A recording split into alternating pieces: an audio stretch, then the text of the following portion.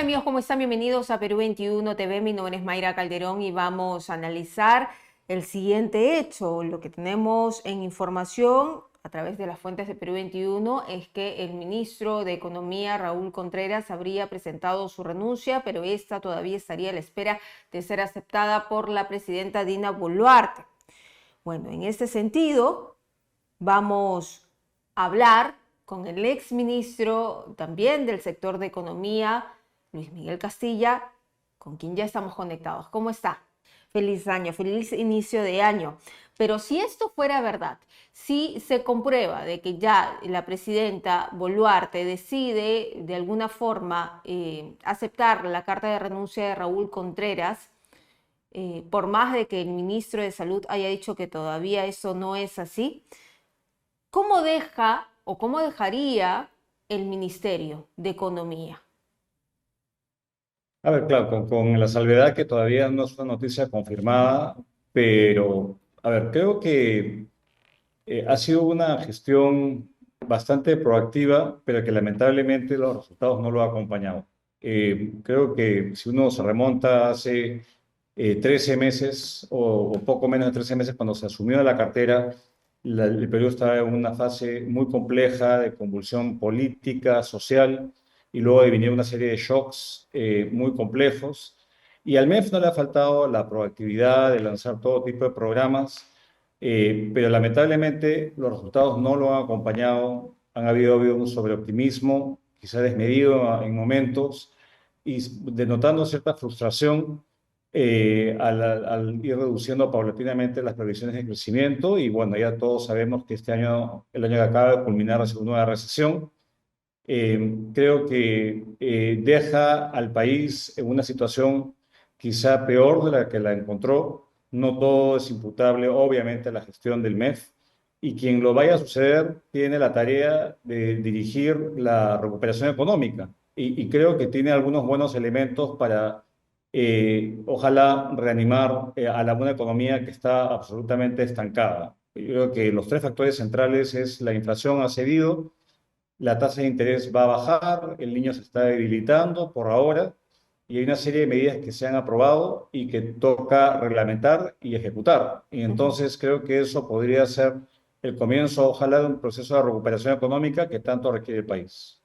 ¿Considera que la gestión de Raúl Contreras ha sido transparente viendo los hechos de manera cronológica cuando, por ejemplo, no se aceptó o no se quería aceptar que estábamos en recesión y las cifras lo decían? Había cierto optimismo de por medio, se seguía insistiendo de que íbamos a cerrar el año en un poco más de 3% y bueno, ya el resto ya lo conocemos.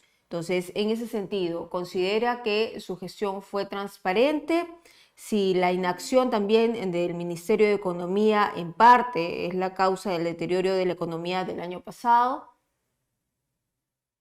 A ver, yo creo que es muy difícil y para un economista hacer proyecciones y acertarla no es un ejercicio trivial.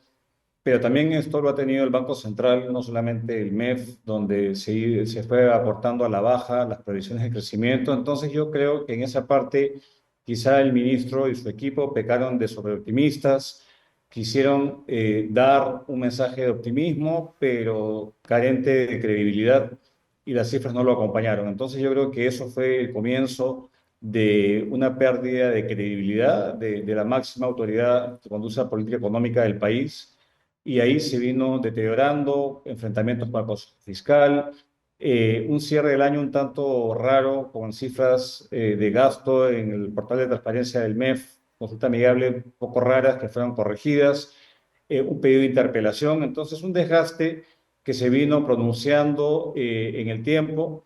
Yo creo que hay que ser justos en una, si es que efectivamente se confirma la salida del ministro Contreras. Creo que hizo todo lo mejor que pudo, mantuvo un perfil tecnocrático, mantuvo una línea de trabajo de hace mucho tiempo, pero el elemento político fue lo predominante. No lo dejaron quizás hacer ciertas cosas y su posición fue débil desde un inicio, donde otros móviles fueron los que primaron. Entonces, vamos, que no la tuvo fácil en absoluto y quizás hubieron errores. Si hay un error que digamos, apuntar es que tuvo una mala receta para un problema, que quizás también fue mal diagnosticado. Intentó introducirle más gasto público a la economía en un año de transición de autoridades regionales y locales sin capacidad de gasto y sin atinar que el problema era uno de expectativas privadas negativas, una caída de la inversión privada y mucho anuncio, mucha etiqueta, mucho compunche y planes y nombres que no acabaron de cuajar. Entonces esto lamentablemente de confirmarse cumple, digamos, la salida de un ministro que intentó de todo, pero que lamentablemente no tuvo suerte. Sí, y fue también muy criticado porque hasta hace poco el presidente del Banco Central de Reserva, Julio Velarde, habría alertado de que desde el Ejecutivo se están queriendo de alguna forma maquillar las cifras. Esto despertó también algunas críticas para la gestión del propio ministro Contreras. Y esto fue uno de los puntos también más, digamos, más fuertes, ¿no? Ya casi al término, si es que se confirma que él ya no sigue en ese gabinete. Pero bueno, eso es uno de los hechos. Otro de los hechos es que se presentaron una serie de planes con Punche Perú. También se criticó que no se esté poniendo especial atención en proyectos grandes mineros que podrían ayudar bastante a destrabar los proyectos que todavía estaban ahí aguantados. Y también se habló del Plan Unidos. Para usted, ¿qué le faltó? ¿Cuál debió ser el plan del ministro de Economía para poder pasar estos baches y tener mayor probabilidad de crecimiento a fin de año? Bueno, el 2023. A ver, es difícil ponerse en esa situación, digamos, conociendo las presiones y las dificultades que esa cartera significa.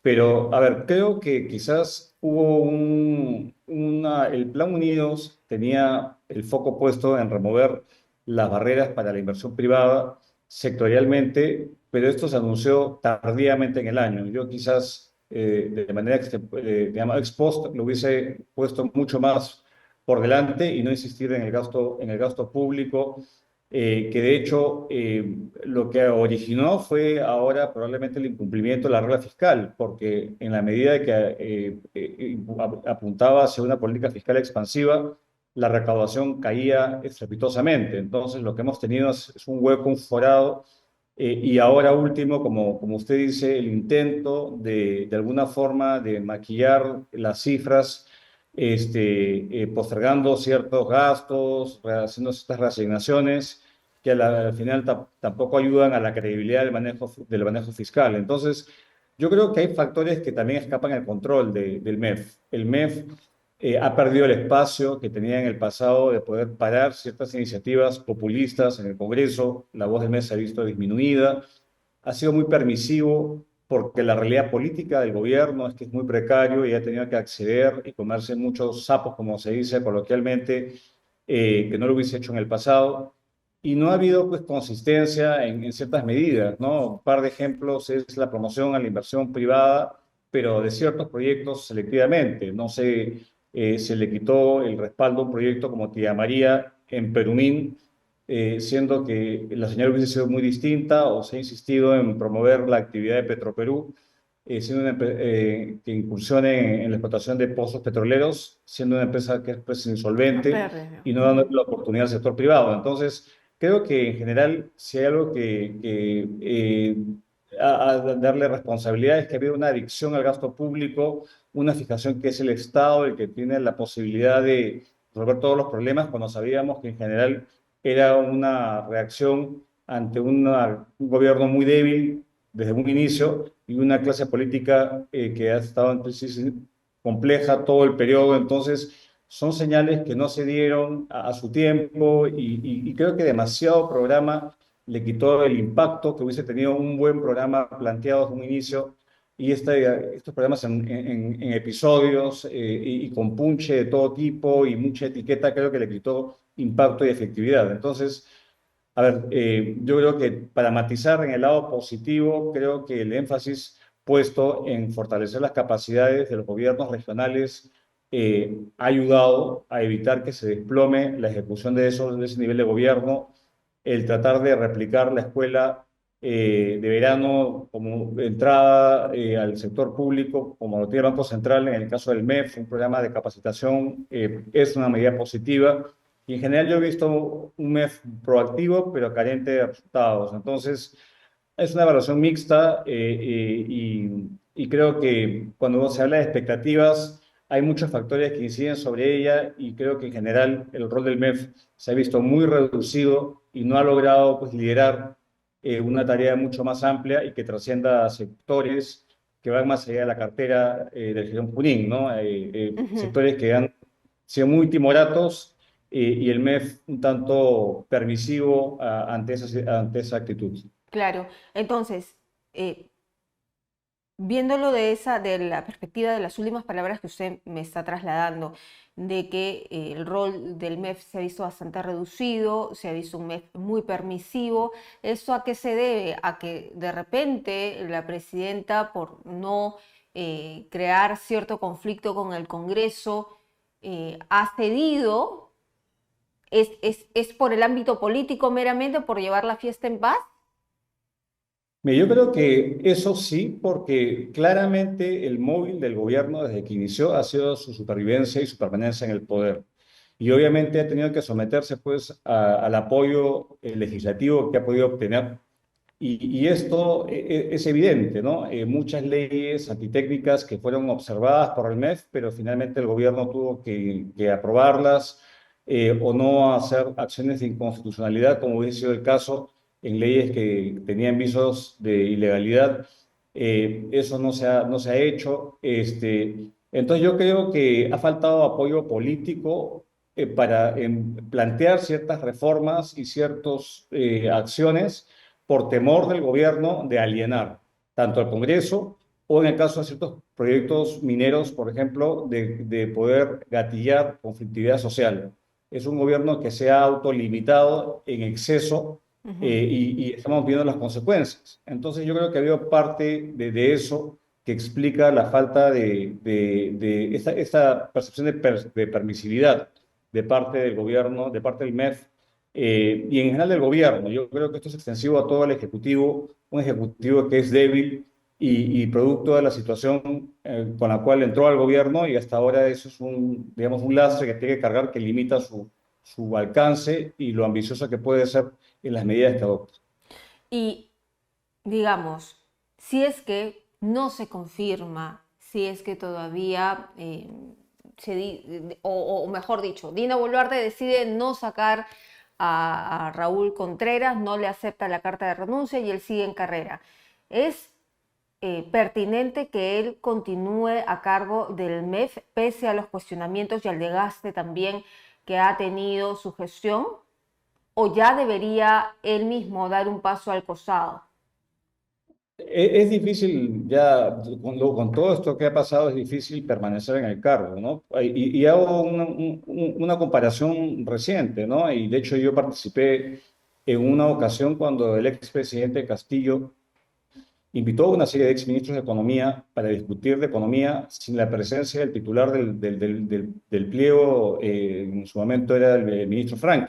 Ujú. Y eso a pocos días condujo a la salida de Franque del gobierno. Entonces, obviamente uno tiene que un nivel de confianza total si es que la presidenta pues, quiere otras opiniones, pero obviamente su principal asesor económico es el ministro de Economía. Si no lo incluye, es una digamos, sacada de alfombra y es una pérdida de confianza de la mandataria hacia su ministro de Economía. Entonces, yo creo que ante esta situación y con todo lo que ha sucedido, probablemente un refresque en el MEF sea lo más adecuado, pero nuevamente insisto, no solamente depende del MEF la recuperación económica, depende de otros actores en el Congreso, gobiernos nacionales y otros ministerios para efectivamente salir de esta situación tan lamentable en la cual nos encontramos. Entonces, se necesita a un ministro que se ponga firme, que tenga firmeza en sus decisiones y que pueda tener esa capacidad de consenso y liderazgo en su sector para poder sacar al frente las medidas que se necesitan. Sin duda, y yo creo que el ministro de alguna forma quería estar bien con todos, y es imposible estar bien con todos. A veces hay que hacer medidas impopulares para efectivamente y dar peleas. Son esas señales las que lamentablemente no ha emitido el MEF de la gestión del ministro Contreras, ¿no? Yo he visto trabajar de cerca y la proactividad del equipo ha sido un trabajo muy intenso, pero lamentablemente si no hay respaldo político pleno, es poco lo que se puede hacer y eso estamos viendo en la realidad, ¿no? Entonces a mí me apena esta situación y espero que quien vaya a sucederlo, si es el caso, tenga pues la experiencia y tenga especialmente el respaldo de la presidenta, del premier y de la clase política para salir adelante y sacar adelante a este país de esta recesión y poder volver a pensar en crecimiento y en progreso para todos. Muy bien, muchísimas gracias, señor Castilla, por estar con nosotros aquí en Perú 21 TV, analizando esta situación que seguramente vamos a tener noticias en las próximas horas. Muy amable. A usted, gracias, Mike. Bien, era entonces Luis Miguel Castilla, él ha sido ministro de Economía y él también ha opinado de que el respaldo político es preponderante para sacar medidas que beneficien al país. Se necesita a un ministro que se ponga firme y que no sea tan complaciente frente a la clase política. Nosotros vamos a regresar más adelante con más información.